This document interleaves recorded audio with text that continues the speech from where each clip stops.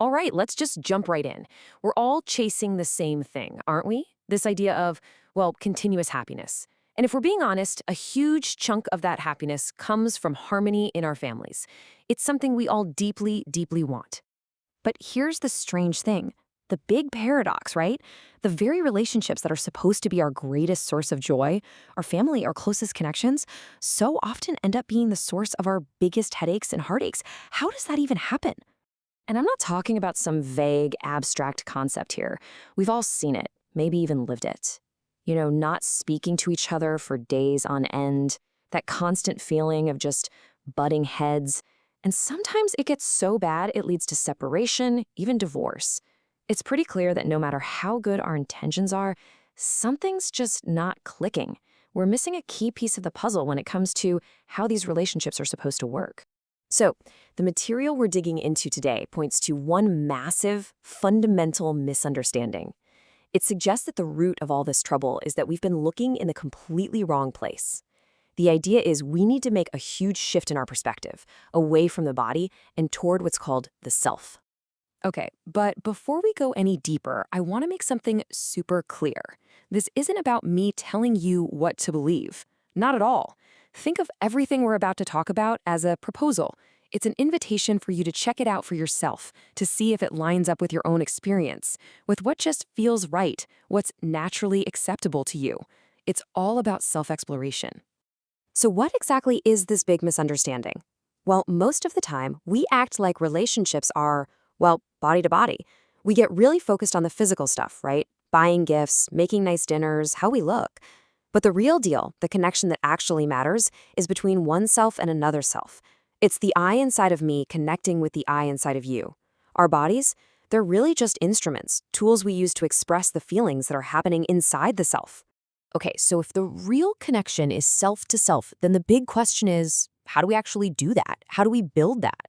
Well, turns out there's a really clear framework for it, a kind of roadmap we can follow to understand and build any relationship. And it really breaks down into 4 key steps. Step 1, we've got to remember the relationship is between the self in me and the self in you. Step 2, the currency of this relationship, what it's all built on, is feelings. Step 3, and this is a big one, these feelings aren't just fuzzy random emotions. They are definite, specific things we can recognize. And finally, step 4, if we can get this right, recognize the feelings and fulfill them, the result is always, always mutual happiness. All right, so what are these definite feelings we're talking about? This, my friends, is where we get to the secret sauce. This is the code that can unlock a completely new way of understanding our relationships. And here they are. It turns out there are 9 universal feelings in every single relationship. It all kicks off with trust. You can think of trust as the absolute foundation. Without it, nothing else can be built. From there, we have respect, affection, care, guidance, reverence, glory, gratitude, and it all culminates in love. Love is called the complete value because it's the feeling of being connected to everyone. Honestly, these 9 feelings, this is what we're all searching for. Okay, remember how I said this was all about self-verification, not blind belief? Well, here's your chance to try it out, right here, right now. All you have to do is ask yourself one simple question. For each of these, what is naturally acceptable to you? Think about it. What feels right to you? Trust or mistrust? Respect or disrespect? How about affection or jealousy? It's a no-brainer, right? When you really check in with yourself just for a second, the answer is instantaneous. It's crystal clear. We are hardwired to prefer these positive feelings. And that little experiment shows you the entire logic in a nutshell. When you have a feeling like respect inside of you, you feel good, you're in harmony. And then when you share that feeling with someone else, guess what? Because it's also naturally acceptable to them, they feel good too. That's it. That is the simple, direct path to mutual happiness.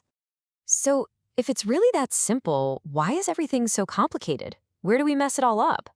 Well, there's this incredible metaphor that just nails the problem perfectly. Here's the problem. It all starts when we don't have these feelings inside ourselves first. When your own feeling of trust is low or you're not feeling respectful, you're out of whack, you're in a state of disharmony. And what do we do from that place? We start trying to get those feelings from other people, hoping they'll fill us up and make us feel whole. And this brings us to this incredibly powerful idea. It's like we're all walking around begging for feelings from each other, and our bowls are empty. Just picture that for a second. Two people standing in front of each other, both holding out an empty bowl and demanding the other person fill it up. It's a recipe for disaster, right? It's guaranteed frustration because nobody has anything to give in the first place. So here's the solution. The whole game changes when you flip the script. The goal isn't to get feelings of trust or respect from other people. The goal is to make sure you have them inside yourself first, to generate them within yourself and fill your own bowl. Because once your bowl is full, you have more than enough to share. And that right there is how you build a real, fulfilling relationship. And this brings us full circle, right back to the beginning. Think about it. If we're busy giving each other physical things, gifts, dinners, you name it, but what the self is actually starving for is a feeling, can we ever bridge that gap? Can a present ever be a substitute for genuine respect? Can a nice restaurant truly replace the feeling of affection? It's a really powerful question to leave you with.